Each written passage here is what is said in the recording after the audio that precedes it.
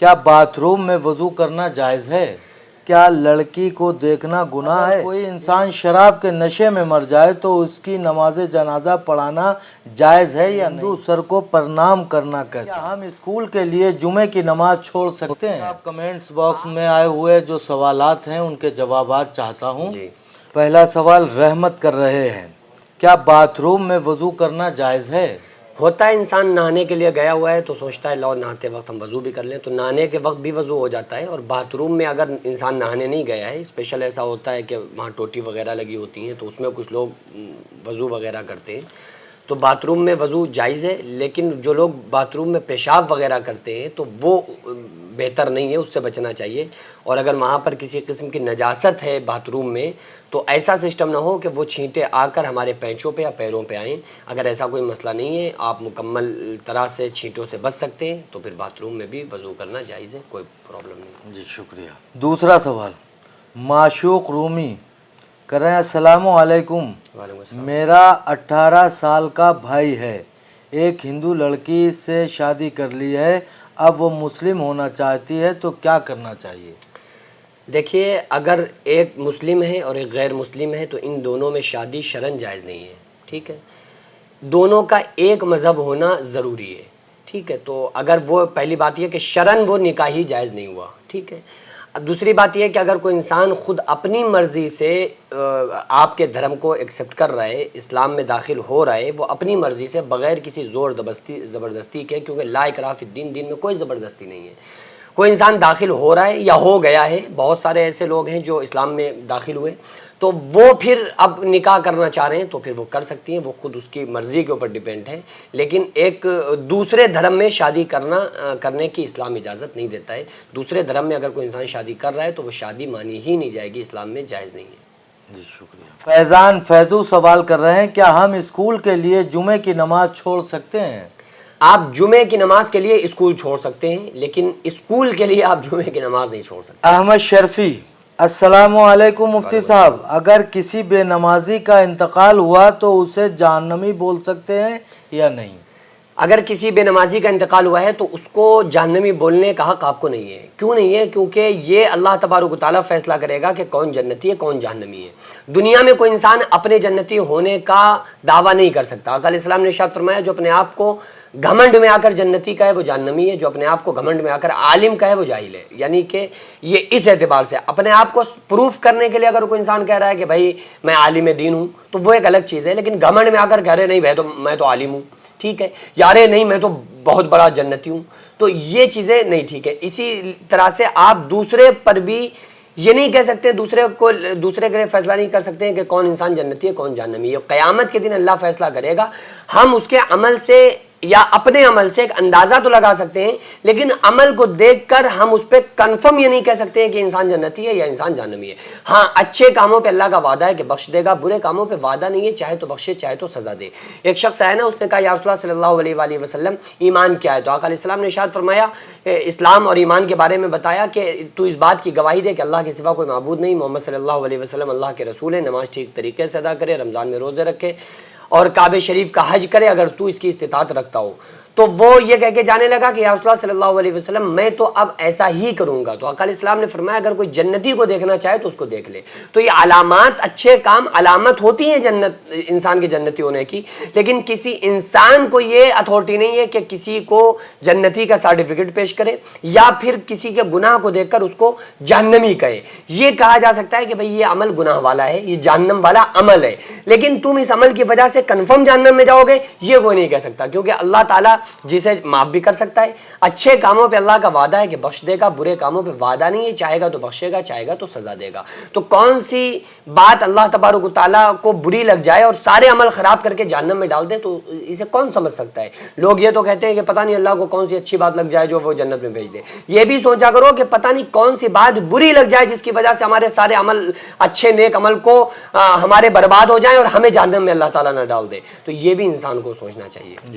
अस्सलामु अलैकुम भाई, मैं ये कह रहा हूँ कि मुझे ख्वाब आया था कि रास्ते में जा रहा हूँ और फिर एक जगह पानी भरा हुआ है और ज़मीन से पैसे निकल रहे हैं और मैं अपने हाथों में उठाते हुए उसकी क्या ताबीर है? دیکھیں خواب میں پانی کو دیکھنے کے متعلق علامہ ابن سیرین رحمۃ اللہ علیہ فرماتے ہیں کہ اگر خواب میں اچھا صاف ستھرا پانی دیکھا ہے تو یہ کامیاب ہونے کی تعبیر ہوا کرتی ہے. اور بہرحال خواب ہے، صبح کے وقت دیکھیے ٹھیک ہے، اچھی بات ہے، عمل پر ڈیپینڈ ہے. اگر اچھا انسان مومن بندہ خواب دیکھ رہا ہے تو اس کے خواب کی تعبیر ہوتی ہے. تو بہرحال اچھا صاف پانی خواب میں دیکھنا اس کو کامیابی ملنے کی تعبیر ہوا کرتی ہے. اور پیسے جو اٹھاتے ہوئے دیکھا ہے تو یہ بھی اس کی تعبیر ہو سکتی ہے کہ اللہ تبارک و تعالیٰ اس کو بھلائی سے اور دولت سے نوازے. اور اس کو چاہیے کہ ایسے وقت میں بندے کو چاہیے کہ صدقہ کر دے تاکہ اللہ تبارک و تعالیٰ اس سے راضی ہو کر رزق کے دریچوں کو اس کے اوپر کھول دے. جی شکریہ. السلام علیکم، میرا نام افضل ہے. میرا سوال ہے کیا لڑکی کو دیکھنا گناہ ہے؟ ایک اور سوال یہ ہے کہ ہندو سر کو پرنام کرنا کیسا ہے؟ دیکھیے لڑکی کو دیکھنا مطلب نامحرم کو دیکھنا تو جائز ہی نہیں ہے. آقا علیہ السلام نے فرمایا زنا العینین نظر، دونوں آنکھوں کا زنا ہے نامحرم کی طرف دیکھنا. تو اسلام دیکھنے کی بھی اجازت نہیں دیتا ہے. اور آقا علیہ السلام نے فرمایا الزنا یورث الفقر، زنا کرنا فقیری لاتا ہے. تو نامحرم کو دیکھنے کی اسلام اجازت نہیں دیتا ہے، کیونکہ جب انسان دیکھتا ہے جبھی پھر اور زیادہ برائیوں کی طرف بڑھتا ہے. تو اسی لیے اسلام نے پابندی اور مردوں پر لگائی ہے کہ اپنی آنکھوں کی حفاظت کرو. عورتوں سے کہا ہے کہ جب تم گھر سے باہر نکلو تو خود کو مکمل پردے میں رکھ کر نکلو.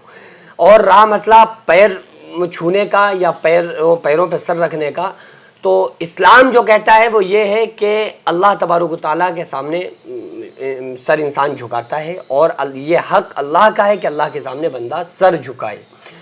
دوسری بات یہ ہے کہ رسپیکٹ ہر انسان کی جائے گی، چاہے وہ آپ کے دھرم کا ہو یا آپ کے دھرم کا نہ ہو. اسلام شانتی کی ترغیب دیتا ہے. اسلام کے ماننا ہی جو معنی ہے نا اسلام کا معنی ہی ہے شانتی. تو آپ آداب عرض بولا کریں، ادب سب کا کیا جائے گا، سجدہ جو ہے وہ اللہ رب العالمین کی بارگاہ میں ہی کیا جائے گا. ٹھیک ہے، تو بہرحال یہ ہے کہ اگر اس کا معنی و مفہوم یہ نکلتا ہے کہ ہم آپ کو سجدہ کر رہے ہیں یا کوئی بھی ایسا مطلب یا کوئی انسان سجدہ کر رہا ہے پیروں پہ سر رکھ رہا ہے تو یہ اس چیز کی اسلام اجازت نہیں دیتا ہے. بہرحال یہ ہے کہ ادب ہر انسان کا لازم ہے، ہر انسان کے اوپر لازم ہے کہ وہ ایک دوسرے کا ادب کرے، چاہے وہ ہمارے مذہب کا ہو یا نہ ہو، کوئی بھی ہو. اگر آقا علیہ السلام نے فرمایا تمہارا پڑوسی یہودی مجوسی منافق کوئی بھی ہو، لیکن اگر تم بغیر کھانا کھائے اس کے بغیر کھانا کھائے تم سو گئے تو قیامت کے دن اللہ تعالیٰ اس کے بارے میں سوال کرے گا. للجار حق، پڑوسی کا سروری حق ہے. تو بہرحال یہ ہے کہ جو ماتھا ٹیکا جائے گا اسلام میں عذروِ شرع وہ اللہ رب العالمین کے بارگاہ میں ہی اجازت ہے، شریعت اجازت دیتی ہے. غیر اللہ کے سامنے سجدہ کرنے کی اسلام اجازت نہیں دیتا ہے. جی شکریہ. فیصل ملکانی، مفتی صاحب مسجد میں جانے سے من نہیں لگتا ہے تو کیا کریں؟ بہت زبردست والا ابلیس ساتھ میں لگا ہوا ہے تو من نہیں کرے گا. شیطان کہاں سے روکتا ہے آپ خود سمجھو، شراب خانے میں جا کے روکے گا یا مسجد میں روکے گا؟ مسجد میں. کیونکہ وہ تو آلریڈی ہیں بھائی، وہ تو جو شراب میں محو ہیں وہ تو ہیں وہ تو اس کے ہی ساتھی ہیں. تو وہ مسجد میں جانے والوں کو روکے گا نا. تو یہ بہت، اگر آپ کو بھی شیطان روک رہا ہے اور اگر مسجد میں دل نہیں لگ رہا ہے تو اس کا کیا مطلب ہے؟ شیطان روک رہا ہے، کیونکہ وہ شیطان کبھی نہیں چاہتا ہے بندہ اللہ کی بارگاہ میں آئے. تو یہی تو جنگ ہے، یہی تو اللہ تبارک و تعالیٰ نے دنیا میں بھیجا ہے، امتحان میں ڈالا ہے. یہی امتحان ہے کہ شیطان سے جنگ کرو. اللہ فرما رہا ہے یا ایھا الذین آمنوا ادخلوا فی السلم کافہ، ایمان والو اسلام میں پورے داخل ہو جاؤ. ولا تتبعوا خطوات الشیطان، اور شیطان کی فرما برداری مت کرو کیونکہ وہ تمہارا کھلا ہوا دشمن ہے. تو اس سے وہ کہہ رہا ہے کہ مت جاؤ، آپ کا دل نہیں لگ رہا ہے، لیکن آپ یہ کہو کہ نہیں مجھے تو جانا ہے، تو شیطان کی ہو جائے گی. وہ روئے گا، چیخے گا، چلائے گا اور آپ کو فتح ملے گی اور آپ کے درجات کو اللہ تبارک و تعالیٰ بلند فرما دے گا. ان اللہ اشتری من المؤمنین انفسهم واموالهم بان لهم الجنہ، بے شک اللہ نے مومنوں کے جان اور مال کو جنت کے بدلے میں خرید لیا ہے. تو اس لیے شیطان روکتا ہے تو آپ اور جائیے تاکہ اس کی شکست ہو اور آپ کو فتح حاصل ہو. جی بے شک شکریہ. ہنا ناز، بھائی جان میرا نام ہنا ناز ہے. میرا 3 سال کا بیٹا تھا جس کا انتقال ہو گیا تھا، 27 دن ہو گئے ہیں. کیا اس کا کپڑا دوسرے بچے کو پہنا سکتے ہیں؟ بالکل پہنا سکتے ہیں. اگر کسی بچے کا انتقال ہو گیا ہے تو وہ اپنے بچے کے کپڑوں کو دوسرے کے بچوں کو دے سکتے ہیں. تو اس سے بچے کو بھی فائدہ ملے گا, فائدہ حاصل ہوگا کہ اگر اس کی طرف سے صدقہ کیا جائے تو اس بچے کو بھی اس کا فائدہ پہنچے گا, اور یہ بندے کے لیے بھی نیک نیتی ہے, جو دے رہا ہے اس کے لیے بھی اچھی بات ہے. تو بہرحال اپنے بچے جو کہ انتقال کر چکا ہے اس بچے کے کپڑے دوسرے بچے کو دینا جائز ہے. آپ دوسرے کے بچوں کو, تاکہ وہ رکھے رہیں گے ہمارے یہاں, دوسرے بچے کے پاس پہنچ جائیں گے تو اس سے فائدہ اس کو حاصل ہو جائے گا. تو یہ اچھی بات ہے, صدقہ جاریہ ہے. بچے کی طرف سے بچے کی نیت سے دیں گے تو انشاءاللہ اس کو اس کا ثواب بھی ملتا رہے. جی شکریہ. عاطف اسلم مفتی صاحب السلام علیکم. میں پردیس میں رہتا ہوں, کپڑے کی پھیری کرتا ہوں, ہندو کے ہوٹل میں کھانا کھا سکتا ہوں یا نہیں؟ میں کیرلا سے ہوں. بالکل کھانا جائز ہے. اگر کھانا کسی بھی آپ ہوٹل میں پہنچے ہوئے ہیں اور کھانا وہاں کا ٹھیک ٹھاک ہے, اچھا کھانا ہے, آپ کو اچھا لگ رہا ہے تو آپ کھانا کھا سکتے ہیں. اس میں ورکر کون ہے, کن کا ہوٹل ہے, اس سے مطلب نہیں ہے. بس اتنا ہے کہ ایسی جگہوں سے, ایسے ہوٹل سے بچنا چاہیے جہاں پہ شراب نوشی وغیرہ ہوتی ہے, کیونکہ اس میں پھر جو ورکر ہوتے ہیں وہ زیادہ خود بھی اسی میں محو ہیں. تو یہ ہوتا ہے کہ انہی گلاس میں شراب بھی پی جا رہی ہے اور انہی میں پھر آپ کو پانی بھی دیا جا رہا ہے. تو بس ان چیزوں کو کا لحاظ جو ہے وہ رکھیے, ملحوظ رکھیے ان باتوں کو. باقی آپ کھانا کھا سکتے ہیں کسی بھی ہوٹل میں, اگر صفائی ستھرائی کے ساتھ ہے تو کوئی مسئلہ نہیں ہے. جی شکریہ. السلام علیکم مفتی صاحب. وعلیکم السلام. فرمان قریشی کیسے ہو مفتی صاحب؟ میں سعودی عرب میں رہتا ہوں, مجھے کسی چیز کی کمی نہیں ہے لیکن میں پھر بھی پریشان رہتا ہوں. آپ ضرور بتائیں کیا وجہ ہے؟ جب کوئی کمی نہیں ہے پھر پریشانی کس بات کی ہے؟ ہو سکتا ہے یہ اصل میں آپ کے ویورز جو ہے نا, یہ سوال ہی تھوڑا اٹپٹا لکھتے ہیں. لکھنا چاہیے کس مسئلے میں پریشان رہتے ہیں. اوپری کوئی چکروں میں پریشان رہتے ہیں, کوئی اثرات میں پریشان رہتے ہیں, بیماری میں پریشان رہتے ہیں, تو یہ کچھ پتہ چلے, کلیئر ہو تو پھر اس بارے میں بات بھی کی جائے. ٹھیک ہے. تو بہرحال اگر کوئی کسی چیز کو لے کر پریشان ہے تو سب کا ایک سلوشن جو ہے کہ نماز کو پابندی سے پکڑ لیں. انشاءاللہ تعالی اللہ نے چاہا غیب سے اللہ تعالی ہر پریشانی کو آپ کی ختم کر دے گا, تمام پریشانیوں سے آپ کو بچائے رکھے گا. اور جب اچھے بندہ کام کرتا ہے, مسجد کو آباد کرتا ہے, تو آقا علیہ السلام نے فرمایا کہ جب کوئی آفت آسمان سے اترتی ہے تو مسجد کے آباد کرنے والوں سے ہٹ جاتی ہے. تو صدقہ زیادہ دیا کریں تو جو بھی مصیبتیں پریشانیاں ہوں گی انشاءاللہ تعالی اللہ تبارک و تعالی آپ کے صدقے کی وجہ سے تمام مصیبتوں کو ختم کر دے گا. آقا علیہ السلام نے فرمایا الدعاء یرد البلا, دعا بلا کو دفع کر دیتی ہے. صدقہ بھی بلاؤں کو دفع کرتا ہے, دعا بھی دفع کرتی ہے. تو نماز کی پابندی کے ساتھ دعا کو اپنے عبادات میں ایڈ کریں, خصوصی طور پہ اللہ سے دعائیں کریں.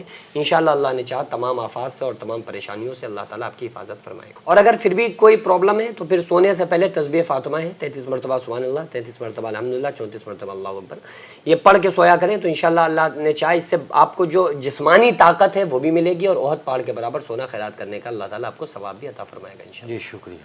السلام علیکم مفتی صاحب, میرا نام دانو ہے, میں جموں کشمیر سے ہوں. مفتی صاحب اگر کوئی انسان شراب کے نشے میں مر جائے تو اس کی نماز جنازہ پڑھانا جائز ہے یا نہیں؟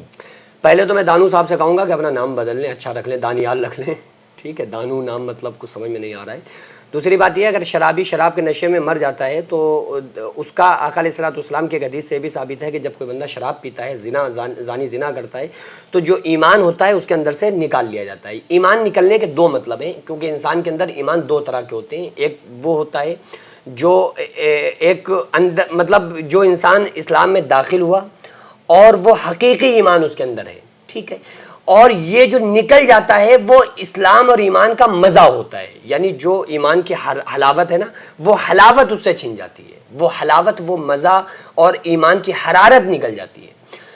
تو بہرحال پھر بھی وہ حرارت نکل گئی تو اس کا ایمان باقی تو رہا, لیکن ایمان والوں میں شمار تو اس کا ہوگا, لیکن اس کا ایمان اس درجے کا نہیں ہے کہ اسے بہت زیادہ فائدہ پہنچائے.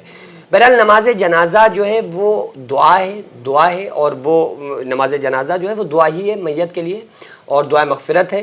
تو وہ کی جا سکتی ہے جب تک کہ بندہ مشرک نہ ہو, اور جب تک کہ اس کا اسلام سے بالکل تعلق ختم نہ ہو جائے, جب تک کہ اس انسان کے لیے دعا مغفرت کرنا جائز ہے. ٹھیک ہے. مشرک کے لیے دعا مغفرت کی اجازت نہیں ہے. مشرک کے علاوہ جو بھی اگر کوئی گناہگار بندہ ہے تو اس کے لیے دعا مغفرت آپ کر سکتے ہیں, اس کی اجازت اسلام دیتا ہے. شکریہ. آہل رضا خواب میں قرآن کی آیت پڑھ رہا تھا اور آنکھ کھلنے کے بعد بھی پڑھ رہا تھا, اس کی کیا تعبیر ہے؟ اچھی بات ہے, بہت اچھی بات ہے کہ انسان خواب میں قرآن پڑھ رہا تھا, اٹھا تو وہ قرآن کی تلاوت کر رہا ہے. یہ بہت اچھا خواب ہے. میں یہی کہوں گا کہ زیادہ سے زیادہ بس قرآن کریم کی تلاوت کرنے والے بن جائیں. اللہ تبارک و تعالیٰ کا یہ جو کلام ہے، اگر خواب میں آپ کو ایسا نظر آ رہا ہے، اس کے پیچھے دو ریزن ہو سکتے ہیں. یا تو آپ نے بہت پہلے قرآن کی تلاوت کرتے تھے، پھر آپ نے کرنا بند کر دیا، تو یہ اچھا خواب آپ کی طرف، یہ خواب آپ کو یہ اشارہ کرتا ہے کہ آپ پھر سے مکمل قرآن پڑھنے والے بن جائیں. اور اگر آپ نہیں پڑھتے ہیں تو اس خواب سے یہ مطلب سمجھیں کہ اب قرآن پڑھنے والے بن جائیں. تو بس قرآن کی تلاوت کیا کریں، قرآن پڑھنے سے دل کا زنگ دور ہوتا ہے، اللہ کی محبت میں ترقی ہوتی ہے. بغیر سمجھے پڑھنے پر بھی اللہ تبارک و تعالیٰ قرآن پڑھنے سے ثواب عطا فرماتا ہے. آقا علیہ السلام نے فرمایا، میں یہ نہیں کہتا الف لام میم ایک حرف ہے، بلکہ الف ایک حرف ہے، لام ایک حرف ہے، میم ایک حرف ہے، اور ہر حرف پہ 10 نیکیاں اللہ تبارک و تعالیٰ عطا فرماتا ہے. محمد مشرف مفتی صاحب، اللہ کے ولیوں سے مانگنا کیسا ہے، اور اگر کوئی انسان مانگتا ہے تو کیسے مانگ سکتا ہے، وسیلے سے یا ڈائریکٹ؟ دیکھیں، جو کچھ عطا کرتا ہے وہ اللہ رب العالمین ہے. اللہ رب العالمین ہی سب کچھ عطا فرماتا ہے. ٹھیک ہے. دوسری بات یہ ہے کہ ہم اولیاء کرام کے توسل سے مانگ سکتے ہیں. اولیاء کرام کے وسیلے سے سوال اللہ سے کریں گے، ان کے توسل سے مانگنا بالکل جائز ہے. ہم اپنے والدین اگر ہمارے نیک ہیں، ہم ان کے توسل سے بھی اللہ رب العالمین کی بارگاہ میں دعا کر سکتے ہیں. لیکن جو ہماری نیت اور عقیدہ ہونا چاہیے وہ یہی ہونا چاہیے کہ دینے والی ذات جو ہے وہ اللہ رب العالمین کی ذات ہے. اللہ تبارک و تعالیٰ کی مرضی کے بغیر کوئی کچھ نہیں کر سکتا. اور اولیاء کرام یہ ہے کہ اولیاء کرام اللہ رب العالمین کی بارگاہ میں دعا کر دیں تو ہمارے کام بن جاتے ہیں. اولیاء کرام کی دعاؤں سے ہمارے کام بن جاتے ہیں، یہ تو فیکٹ ہے، سچائی ہے اس میں. لیکن دیتا اللہ تبارک و تعالیٰ ہے. تو نیت یہ ہو کہ دینے والی ذات اللہ رب العالمین کی ہے، اور ہم ان اولیاء کرام کو اللہ کی بارگاہ میں پیش کر کے ہم اللہ تبارک و تعالیٰ سے اپنی دعاؤں کی مقبولیت کے لیے دعا کر سکتے ہیں کہ اللہ تجھے اپنے محبوب صلی اللہ علیہ وآلہ وسلم کا واسطہ، ازواج مطہرات کا واسطہ، تجھے اہل بیت مصطفیٰ کا واسطہ، اولیاء کرام کا واسطہ، ہماری ان دعاؤں کو اپنی بارگاہ میں قبول فرما لے. تو وسیلہ بالکل جائز ہے. اور اس پر میرا ایک مکمل کلپ بھی موجود ہے کہ وسیلے کے جو لوگ منکر ہیں تو وسیلہ دینا جائز ہے. اس پر مکمل میں نے دلائل سے دیے ہوئے ہیں تو وسیلے کے متعلق، تو وہ آپ مکمل کلپ بھی دیکھ لیجئے. بہرحال وسیلے سے دعا مانگنا جائز ہے. جی شکریہ. کہکشان پروین، السلام علیکم مفتی صاحب، 10 اسلامک بکس کا نام بتائیں جو لڑکیوں کو پڑھنا چاہیے. دیکھیں، سب سے زیادہ ضرورت ہے لڑکیوں کو پڑھنے کی سیرت رسول اکرم صلی اللہ علیہ وآلہ وسلم. اور اس سیرت کے علاوہ ازواج مطہرات کی زندگی جس میں ہو، اس کے علاوہ جس میں صحابہ کرام کی کارگزاری ہو، جو صحابہ کرام کے عمل ہے نا، انہوں نے جو کام کیے، اور ان صحابیات کے جو معمولات اور عمل رہے ہیں، اس پر مشتمل بہت ساری کتابیں ہیں. نام بتانا میرے خیال سے کہ جس میں یہ ہو نا، آپ وہ کتاب آپ لے لیں. تو یہ بہت ساری کتابیں ہر طبقے کے لوگوں نے لکھی ہوئی ہیں. تو جو طبقہ آپ کو پسند ہو، بس اس ٹاپک پہ آپ کتاب ان کی لے لیں اور پڑھیں. مسائل کے تعلق سے کوئی بھی کتاب آپ پڑھ سکتے ہیں، جنتی زیور لے لیجئے، یا اور بھی کوئی کتاب جو مسائل کے متعلق آپ پڑھنا چاہتے ہیں جس میں مسائل لکھے ہوئے وہ پڑھ سکتے ہیں. بیسک جو چیزیں ہیں نا وہ سب میں سیم ہوتی ہیں، اس میں کوئی فرق نہیں ہوتا ہے، نہ اس میں کوئی فرقہ واریت ہوتی ہے. مسائل کی باتیں بہت ساری تقریباً سیم ہوتی ہیں. سیرت جو ہے سیم ہے، ازواج مطہرات کے واقعات سیم ہیں ہر کتاب میں. کسی بھی مکتب فکر کی کتاب اٹھا کر دیکھیں گے سیم ملیں گے. اور حضرت بلال حبشی کا واقعہ آپ کسی بھی کتاب میں اٹھا کر دیکھو وہی ملے گا، کیونکہ ان میں اختلاف نہیں ہے. اختلاف والی چیزوں میں پڑھنا ہی نہیں چاہیے. ہمیں ان اصحاب کی اور اہل بیت کی زندگیاں پڑھنا چاہیے تاکہ ہماری زندگیوں میں کچھ رونق آئے اور ہم بھی کچھ ان کو فالو کر کے ہم اپنی زندگی کو اچھا گزار سکیں تاکہ ہماری آخرت سنور سکے. تو اس کے متعلق مسائل پر کوئی کتاب لے لیں، سیرت پہ کوئی کتاب لے لیں، صحابیات کے متعلق جو کوئی کتاب ہو اس کو لے لیں، اور فضائل درود پر کوئی کتاب لے لیں. یہ چند کتابوں کو پڑھنا شروع کریں، انشاءاللہ تعالیٰ علم بھی آئے گا، عمل بھی آئے گا. اور عمل کرنے کی آپ کے اندر جو ایک حرارت ایمان میں ہوتی ہے نا، ایمان میں حرارت انشاءاللہ پیدا ہوگی جب آپ صحابہ کرام کے، صحابیات کے واقعوں کو آپ پڑھیں گے انشاءاللہ تعالیٰ.